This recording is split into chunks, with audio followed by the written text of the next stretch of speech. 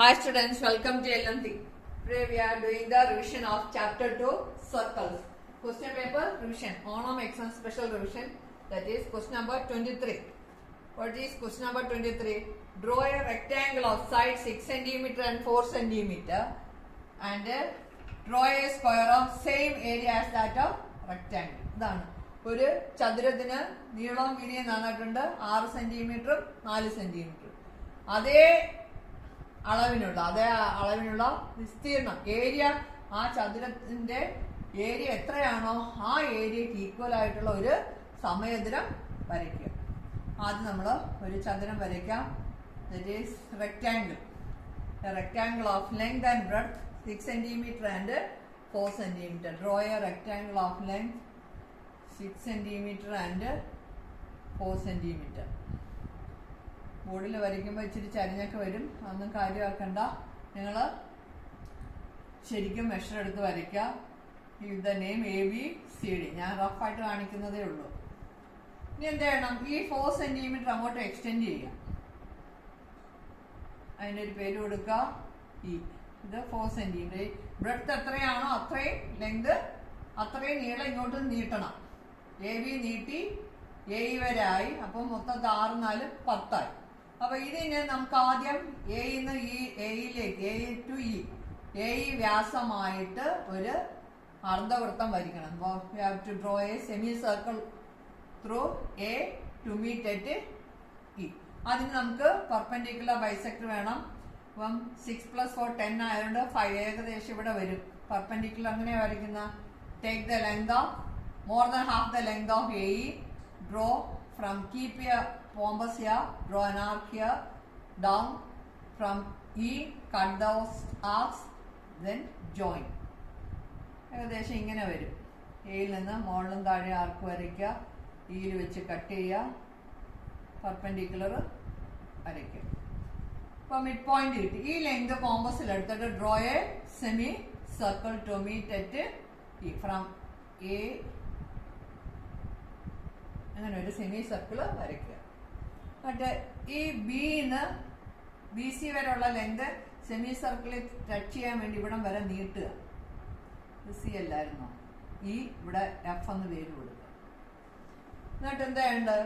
അപ്പം നമുക്ക് BF ആണ് നമ്മൾ വരയ്ക്കാൻ പോകുന്ന എന്താണ് സ്ക്വയറിന്റെ ഒരു സൈഡ്. അപ്പോൾ BE കോമ്പസിൽ ആ ലെങ്ത് എടുക്കുക. പിന്നെ ഇവിടെ വെച്ചിട്ട് ഒരു ആർക്ക് വരയ്ക്കുക. Take that length in compass. കോമ്പസിൽ എടുത്തിട്ട് ഇവിടെ ഒരു മാർക്കിംഗ് കൊടുക്കുക, ആ ലെങ്ത്. എന്നിട്ട് ഇതങ്ങോട്ട് എക്സ്റ്റെൻഡ് ചെയ്യുക. ഇവിടെയും ഈ ലെങ്ത് എടുത്തിട്ട് ഇവിടെ നീട്ടി വരയ്ക്കുക. ഈ ലെങ്ത് എടുത്തിട്ട് ഇതിനെ കട്ട് ചെയ്യുക, എന്നിട്ട് ജോയിൻ ചെയ്യുക. ബോർഡിൽ വരയ്ക്കുന്നതുകൊണ്ടാണ് ഇങ്ങനെ ശരിയാവാത്തത്. ഇതാണ് നമുക്ക് ആവശ്യമുള്ള സ്ക്വയർ. ഇതിന്റെ ഏരിയ എത്ര? 6 × 4 24. ഇതിന്റെ വൺ സൈഡ് എന്തായിരിക്കും? √24. √24 × √24 is 24. This is our required square. നമുക്ക് ആവശ്യമുള്ള സ്ക്വയർ ഇതാണ്. ഇത് റെക്ടാങ്കിളിന്റെ ഏരിയ എത്രയാണോ അതേ ഏരിയ ഉള്ള ഒരു സ്ക്വയർ ആണ് നമ്മൾ വരച്ചിരിക്കുന്നത്. മനസ്സിലായി കാണുമല്ലോ? Okay, now next question number 25. In the figure, AB is the diameter of the circle. AB diameter. PC is perpendicular. This is perpendicular. QC is 13. QC, this is 13. CB equals, this is 15. PQ equals 5. This length is 5 centimeter. Find PC, PB, PA into PB equals dash, find AB. Okay? നോക്കിക്കേ, മോളിൽ answer എഴുതാം. ഞാൻ ആ triangle മാത്രം ഇങ്ങോട്ട് എടുത്ത് വരയ്ക്കുക. QB, here P, perpendicular, this is C. ഈ ലെങ്ത് തന്നിട്ടുണ്ട് 13. QP ഇത് എത്രയാണ് 5. Pythagoras theorem, you can apply Pythagoras theorem. Hypotenuse square minus base square is equal to altitude square. PC square is equal to QC square minus QP square. 13 square minus 5 square. 169 minus 25 equals 144. PC equals root of 144 equals 12. PC യുടെ length നമുക്ക് കിട്ടിയ എത്ര? 12 എന്ന്. Find PC. First വണ്ണിന്റെ answer ആയി 12. Now PV. ഈ PV കണ്ടുപിടിക്കണം. അപ്പൊ ഇവിടെ 12 എന്ന് കിട്ടിയിട്ടുണ്ട്. പിന്നെ BC യുടെ ലെങ്ത് തന്നിട്ടുണ്ട് 15 എന്ന്. ഇവിടെ ഇത് ഏത് ട്രയാങ്കിൾ നമ്മൾ അപ്ലൈ ചെയ്ത? In triangle QPC. ഞാൻ അടുത്തത് കണ്ടുപിടിക്കാൻ ഏത് ട്രയാങ്കിൾ എടുക്കണം? ഈ രണ്ടാമത്തെ ട്രയാങ്കിൾ, അതായത് BPC. In triangle BPC. In triangle BPC, BP square equals hypotenuse square minus altitude square. BC is equal to BC, you know? Don't know. BC is we know, that is 15 square minus what is PC? PC is equal to 12 square, that is 225 minus 144 equals 81. Therefore BP equals root of 81 equals 9.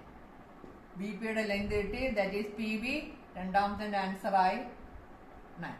മൂന്നാമത്തെ PA into PB. ഇനി നോക്കാം.